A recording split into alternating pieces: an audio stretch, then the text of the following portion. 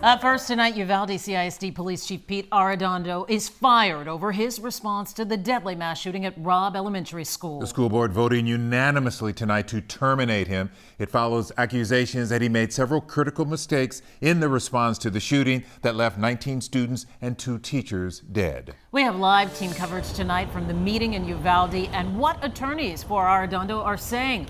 We begin with Anayeli Ruiz, very close to this story since that tragic day. Anayeli?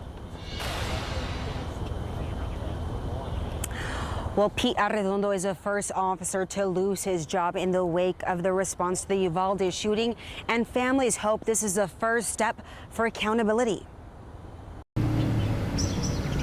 Today marks 3 months to the day since 19 students and 2 teachers were killed at Robb Elementary School in Uvalde, and tonight to terminate the non-certified contract of Pete Arredondo effective immediately.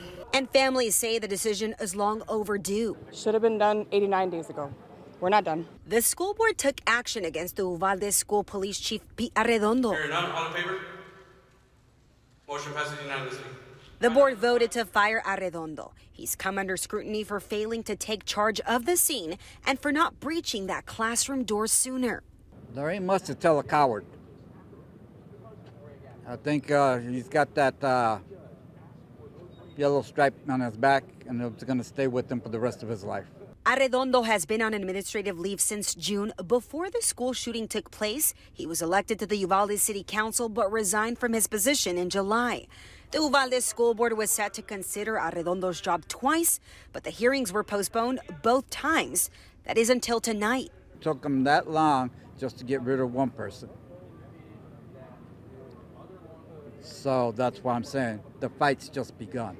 Families want more accountability from all of the officers standing in that hallway. The frustration this community feels voiced through this 10-year-old little girl who says she lost all of her friends that day. Turn in your badge and step down. You don't deserve to wear one.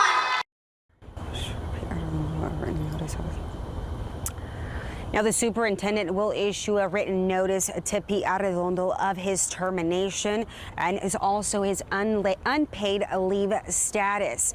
Now, he was not present at today's board meeting, and for that side of the story, we'll send it over to Xavier Walton. Xavier? Well, Anayeli, that 17-page statement here in my hand was released by Pete Arredondo's attorney, who says a lot of the blame for what happened on that tragic May 24th day has been unfairly aimed at his client, who hasn't been given a chance to clear his name. Back and forth between embattled UCISD Police Chief Pete Arredondo and the district continuing. His attorney, George Hyde, in the lengthy statement saying the tragedy has turned to a blame game and defending his client, pointing the finger at the district in regard to his termination, saying it did not provide a written complaint to Chief Arredondo. 2, did not provide Chief Arredondo the complaint promptly after the complaint was filed, and 3, did not conduct any internal investigation establishing evidence supporting a decision to terminate the chief's employment. The statement full of accusations against the district, saying it denied Chief Arredondo of his U.S. constitutional due process rights leading up to the proposed termination hearing, also saying it infringed on his First Amendment rights to speak out on a matter of incredible public concern. On page 7 in bold letters, Arredondo's attorney writing, the only person responsible for this tragedy is the shooter himself.